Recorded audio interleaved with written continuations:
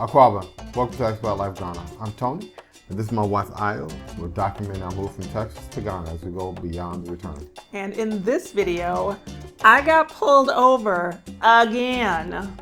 So let's get this video started.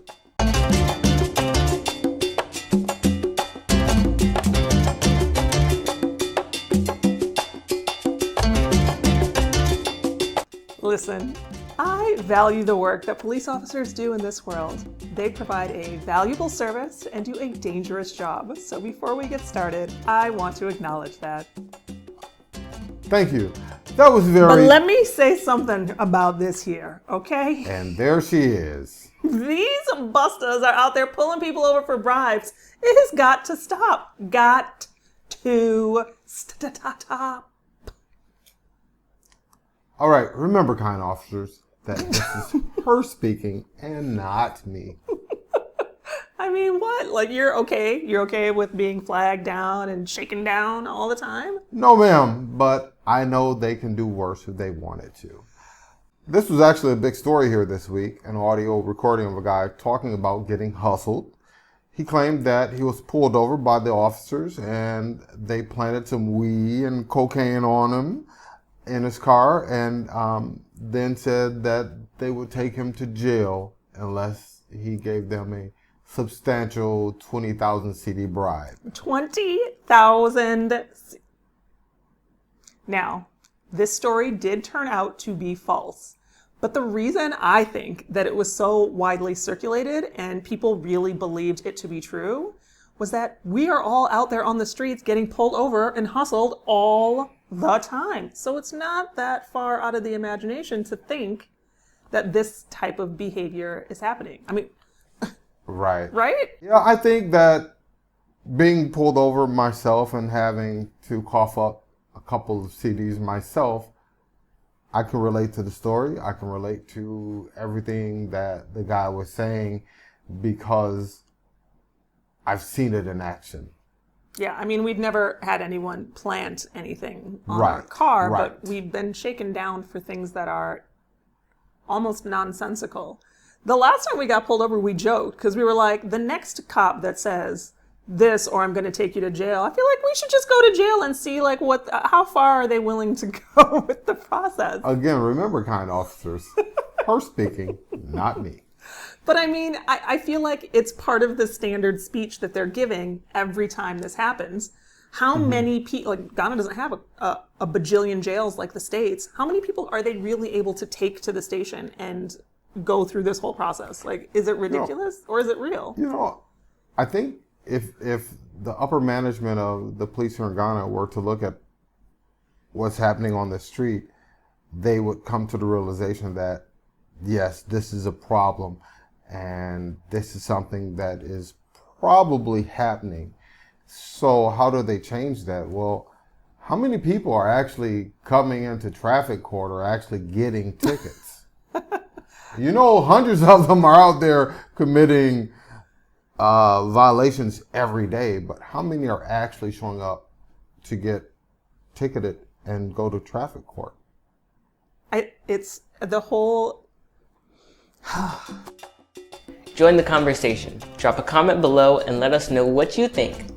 I've had the chance of not going to traffic court plenty of times. Is that how you're going to look at it? That is very optimistic. Okay, well, so if someone out there is coming to Ghana, part of your Ghanaian experience will probably include a police encounter. So at one point or the other. You should be prepared. I feel like you should be prepared. When it comes to police in Ghana, you have to know what to do and what not to do. Wait, so did I do something I shouldn't have done the last time that we got pulled over? You got pulled over. Okay, should I have done something differently the last time I got pulled over? No, not at all, but I could tell you wanted to do something you shouldn't. I sure did. I had to shut up and not talk. Oh, we were both going to go to jail for real. I had to sit in silence. Tell the folks what happened. Okay, so I was driving in Accra and made a U-turn with like 500 other people. And there was no clearly posted sign that said no U-turn, and it was a common maneuver in this specific intersection. Anyway, I go down on my way. We're like like a kilometer, a mile down the road. Yeah. And this guy on a motorcycle flags me down. I didn't even know it was a cop at first. It wasn't very clear. Anyway, he told me I had made an illegal U-turn and I would have to go to the station or pay the $2,000 or 2,000 CD fine. 2,000 Ghana CD fine. Yep. Sounds about right so far. Yeah, so 2,000 CDs. Yep. An illegal U-turn is like multiple months' salary for a regular Ghanaian. Multiple months. I mean, I think driving without insurance is like 750 CDs somewhere in there. She researched all this. So it's like he's just making up a number based on how you look, what I look like, and how I sounded when he pulled me over. Is that not? I'm sure someone will tell you in the comments that the fee is for an illegal U-turn. I hope they do tell me what the fee is for the illegal U-turn, because I want to know. So next time I know when I'm getting shaken out. But just like the entire thing was clearly just for this officer to get his pockets lined. I mean, there wasn't any other purpose. And it is especially bad around the end of the month and around holidays. Yes. Oh, absolutely. The thing that was bad at this last stop that you had was the guy... You keep pointing out that it was me. You were in the car. Radio. Yes, I was. Not driving. The guy got on the radio and... to whoever else was on the other end of the radio, made the comment about only having 100 CDs, because I was like, yo, we don't got that much. I got about 100 CDs on me. That's all I got. And I stuck to my 100 CDs. He got on the radio, said something to somebody, and they said something else to him. And he said, okay, boss. And he said to open the door. Tell me when he said, no, you're completely correct. And he says, okay, open the door because people may be watching. And I gave him the 100 CDs. So it was like he wouldn't take it through the window. He wanted it to be like down under the door so nobody else would see. Yes, so it happens. And unfortunately, I'm not proud to say that we are part of the problem, but... somebody gives me an option, I'm taking the best option at the time. Well, that was the thing, was that in the beginning, the guy didn't want to give you an option. The guy was like, listen, it's 2,000 CDs. Like, we were really driving around with 2,000 CDs in the car to give to him. I literally was like, listen, like, we don't have that. We can't give it to you. Oh, you have it. So it's like... yeah, and again, I just think at that point, you know... seeing that you made the turn, and I thought about, why is this guy waving us? We could not figure it out. And I was like, oh, that turn back there. And I was like, oh, somebody must have saw you made the turn, because like you said earlier, there was a couple other cars that made the turn in front of you. And for sure, some people were behind us that made the turn, but your complexion may have stood out. Anyway, they can be a little relentless with not only the invasiveness of the pullover or the flag, but also with the amount that they're asking for. I mean, I thought that was exorbitant, to say the least. And you actually have a story of some guys that were in town recently who maybe did the thing I kind of wanted to do, but knew better than to actually do. Okay, so I had a friend here who had some friends in town. And I guess they were out late, and one thing turned to another. You know how it is. Guys are drinking. And they were out in traffic, walking, crossing the street, and a car, I guess, somehow ran up on them or something. And they slapped the hood of the car. It was the hood to a police car. So they ended up going to jail that night. Now hold on. You escalated that very quickly. It didn't start, you're going to go to jail. It started like...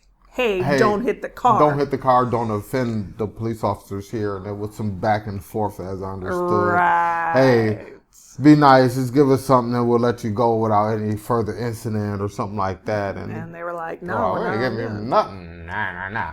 I do understand this holiday. Maybe some drinks were involved or something like that. I was not there. So this is all hearsay. However, nobody wanted to give anybody any breaks as far as, no, we don't want to pay anybody anything for doing anything. So they ended up going to jail that night, unfortunately. Yeah, that's a whole nother video. Yeah, Ghana jails. I don't know who to get to do that one because I'm not going to visit Ghana jails. We take a picture outside. Well, they didn't paint a pretty picture of their story. Yeah. Allegedly, while in jail, this group of expats, some locals decided that they wanted to take over their possessions. And that didn't go over well because Buddy got called in the middle of the night. Hey, you got to come get these dudes, man. They causing fights up here in the jail. Man, well, you'd fight for your shoes too, wouldn't you? I'd fight. Well, it depends on the shoes. Depends on the shoes and who's asking for them. So, police stories here in Ghana. Well, let me just say, you do want to be very respectful to police officers, not just here in Ghana, but worldwide, because they do have a very hard job to do. Yeah. So, I think that this is a good segue into some pointers that you should follow if, or maybe when, you get tagged or flagged or pulled over. So the first one, be respectful. Yes. Be respectful, be responsive, Boss goes a long way. Yes, boss. No, boss. Okay, thank you, boss. Goes a long way. That's a good one. I try to do my best, but you've said this before to me, so maybe this is point number 2, is that I should stand my ground with whatever is going on, that I should, if I did something wrong, I did something wrong. But if I didn't do anything wrong, I should kind of be like, no, I didn't do anything wrong. Yes. You've told me that before. Yes. For instance, when you get pulled over, you're in a new vehicle and they're, you have triangles, you have extinct. Why wouldn't I? That's your favorite response. Why wouldn't I? Really? You have nothing. You're just fishing expedition. Yeah, come on, man. Just fishing, really. So I think that was a good pointer, especially as a woman driving around too, is to not feel like you have to be bulldozed or that you should be railroaded. You still should feel like you can stand your ground with what's going on. Absolutely. Third one is be assertive. Talk with assurances that you are not going to budge from where you're standing. You've said that. I struggle with finding the line for this one because it's like sometimes I'm like, I think I went too far off this one. And you're like, yep, you sure did. And then other times you're like, babe, why didn't you get in there and be more? And I was like, the last time you said it was too much. Yeah, it's a dance you have to do. You got to walk that gray area, that black and white. You got to walk that gray area very finely. Yeah, I think that's a challenge because it really does depend on the time of day, the location, the number of officers, the color of their uniform. So I feel like there's a lot of... Absolutely. There's a lot that goes into play with that. You got to walk that gray line. Yeah, you're better at that than I am. I'm okay. At that one. The next thing we have is to get a camera to record your interactions. Yeah. We have this little doohickey mounted on our vehicles. It's a front and rear facing camera. So you get 2 cameras to record both directions, what's happening outside of your windshield and what's happening inside of your car. Yeah, that's a new thing that we've just started, but video is hard to argue with video. It's hard to say that what happened didn't happen or, what didn't happen actually happened if there's a video record of it. And that I think that's stateside and here. It's sad that we have to do something like that. And there is nothing more interesting than to pull up to an officer and they start their conversation and you're able to say, oh, but boss, the cameras. And they realize there's cameras watching them. And they, oh, okay. They don't want it. But that guy that pulled me over was wearing his face mask the whole time. I was like, people have not worn face masks here as a regular protocol in quite some time, sir. Is there a reason that you're covering your face? Yeah. Yeah. Anyway, tip number 5. Number 5, the evening guys. These guys are in the evening. They're looking for drugs and weapons. I don't even drive. I'm like, nah, I'm not driving. These guys here, they are the more aggressive looking police officers with the vehicles they drive. They're usually in a truck or a Jeep or something like that. They look more tactical. They're always in black. These guys are around in the evenings usually. They're never at like a regular checkpoint where you know where the checkpoints are. They're always just like roaming around, and then they'll just decide we're just going to make a checkpoint here and selectively search cars. I do not like it, though. I don't like them. But I noticed that those guys tend to select expats or foreigners more.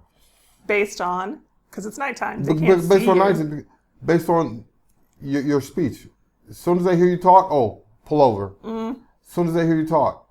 And, oh, why? What'd I do? Oh, this is one of those drug weapons we're looking for. Oh, okay. We're on to you. So we know you guys like to pull us expats over in the evening. So all the drugs are in the car, 2 cars ahead of us. You do not with say the regular local guy. You did not say Blink, that to blink. somebody. Oh, no. The look on their face like, what the? Yeah, you aren't going to find anything on me. I'm not holding. But the guy 2 cars ahead of me that speaks their local dialect, they're like, oh, Charlie ain't got nothing. Go ahead. Okay, so maybe jokes is the best protocol for... you're going to have to play that one by ear. Well, here it is. Those guys are very aggressive in the evening, and you want to stand your ground as much as possible, but they are very aggressive. And we don't carry anything illegal or have guns or anything like that. So, but that doesn't mean they won't harass you looking for it. Exactly. So if you don't have anything to worry about, make sure you don't have anything to worry about. Nothing to worry about. When they are looking and searching your vehicles, keep an eye on them so that nothing can accidentally fall out of their pocket into your vehicle. I like how you phrased that. That was so very diplomatic. And then they say, oh, we found this in your vehicle or something like that. But that's why that story was so plausible, because we are all running through this scenario where they're in your car searching around. They've got you on the sideline. I mean, anything can happen. You can't see. Cameras, 2 of them, one in the front, one facing the rear. Anyway, well, I'm curious now, just to go back. The guys that your friends that got put in jail, they did not follow these 5 rules, right? They missed on the respectfulness, right? But is that the only reason that you think they ended up in jail? Like if they had, that was it? Alcohol is woo, quite the influencer. Must have been hitting that hard stuff, huh? Stay away from the palm wine, people. Stay away from the palm wine. They were just offensive. That was it. I believe so. Yeah, so there's a difference between being assertive and standing your ground And being offensive. and being, you need to do those things with respect. So, no boss, I'm not going to get out of the car, as opposed to, hell no, I'm not getting out of this car. It's a little different. It's a little different, right? It's a little different. So not even we, this is you. You were driving. So you had an incident where you were driving with some visitors who were in. Yes. And they were using our driver services and happened to have me as their driver that day. We were coming in and got stopped, and the officers were asking to see inside their pockets and purses. Now, for me, that's a no-no. You don't get to just look and see what I have in my pockets for no reason other than you want to look. That's not happening. So I advise them, no, you're not going to look in their purse and pockets. No. If you think there's a weapon, as you said, that you're looking for weapons, you know what the size of a weapon. The lady has a little small pocketbook. No weapon's going to fit in there. No, you're not looking at. And it's the fishing expeditions that, no, we don't want you offending us, stopping us, pulling us over, making us show you all of what we have. We had enough of that where we came from. Yeah, and I do things a little differently. Like when I put money in my purse, I don't put money in my purse all in the main pocket. It's like I put it in the side zippable pockets because sometimes they want to look and I don't want them to see bunch of bills popping out. So Yeah. ladies, keep that in mind. Now, I have had them ask to see inside my purse a few times. And usually it's like, I know there's nothing there, so it's like, whatever. But are you saying you don't recommend showing them inside your purse? Like if they ask, you just say, what do you say? Why? Why?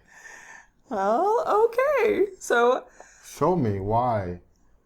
So now we're going to talk about a fourth police incident. So there was the last time I got pulled over. There was the friends of the friends. There's the time you got pulled over. And then there's this last incident. I got pulled over on that one. That was you. But it was it was a flagging. It was one of those just straight up like we're just gonna fishing. Yeah, we'll just see what we can get by stopping you. Yeah. And to say that you were upset. Because they put their hands on me. And that was... Yeah. For you, that was like... Yeah, that was okay, officer. I'll go to jail now. I mean, I don't want you to go to jail. Thank you. I love you, but you don't have to go to jail. Yeah, that was one of those Will Smith moments. Ooh. Okay, we actually have video from the incident. Roll clip. Oh. I said open the thing. For the recording, I don't have a problem. That's 2 times that you've hit don't me. Don't worry. Just That's open the thing. 2 times that you've touched me. No. You I understand said, open that. the thing. You are not allowing me to do the police work. You struck me I struck twice. you? On which Yes. way? Open the thing. Let me Twice. inspect you, please. I want you to understand Please, that you did open it twice. And let me inspect you.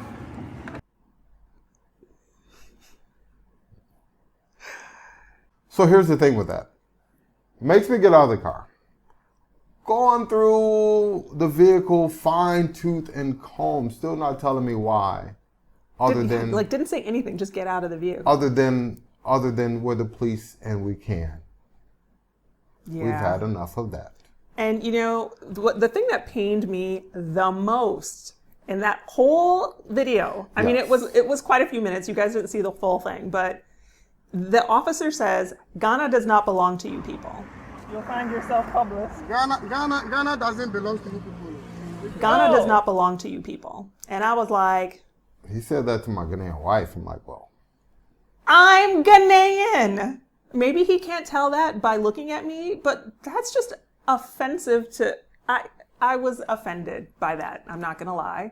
But the other thing that really offended me was that Ghana's got this big program, right? Big tourism platform calling... Beyond the return... calling people to come home. And then when we get here, the police are going to be like, Ghana's not for you. Ghana doesn't belong to you people. We just want your money. That's kind of how his attitude was, because as a former police officer, I can tell you the way they were searching my vehicle was, you have something, we're going to find it. And I've been in plenty of situations where I'm going through somebody's vehicle as a police officer. I'm like, you know what? You need to go to jail. I'm going to make sure whatever's in this vehicle, I find and take you to jail for it. And it kind of felt like one of those situations where they didn't have anything to hold us for, or anything they should have been stopping us for.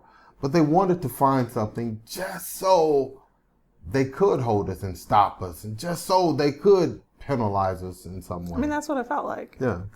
The comment, like you said, Ghana doesn't belong to you people. That was disheartening to hear because of this Beyond the Return campaign. Yeah. Officers, whether they're in Accra or Kumasi or Tamale, wherever they are, wherever there's going to be expats or foreigners of any kind or visitors of any kind who come to your country, the last thing you should do is welcome them and make them feel like they are not welcomed. Yeah, and the other part of that is that with all the police brutality that happens in America and the incidents that you've had there, right? I mean, kind of like a driving force behind why you want to be here in the first place.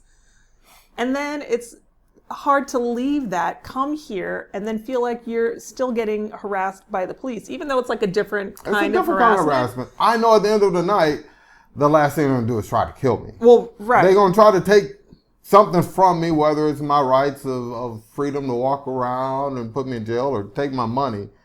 But the last thing I know they're thinking about is they're going to take my life. Right. But it still feels like being targeted by the police. And that's Absolutely. just not. And that's the thing. Yeah, like you said, that targeting thing. It's like, we've had enough of that. Well, so there you have it. Some thoughts on being pulled over again. Again. Hi, I'm Leo. Subscribe right now.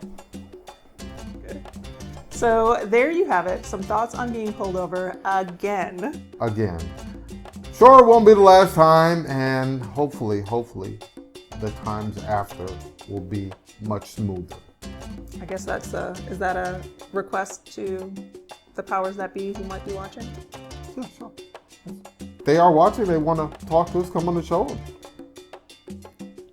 Help us where we may have made mistakes at, so that other expats can learn. Quite welcome to.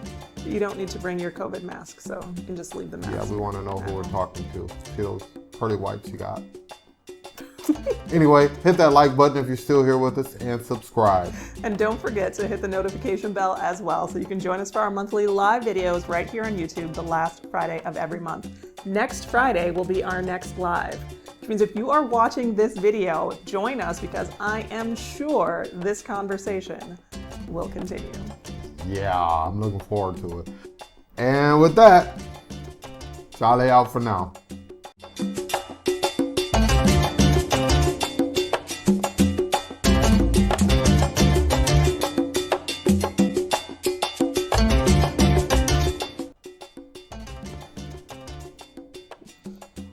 So, I said so. I was supposed to say and. Green Giants. Ready? Mm-hmm. Let's go, Joe. Take a picture. I like that shirt. Yeah, it's cool. I do like that shirt. It was gifted to me from people on the last tour when we were in Cape Coast. Oh, well, that's nice. Mm-hmm. Thanks, Cape Coast Peeps.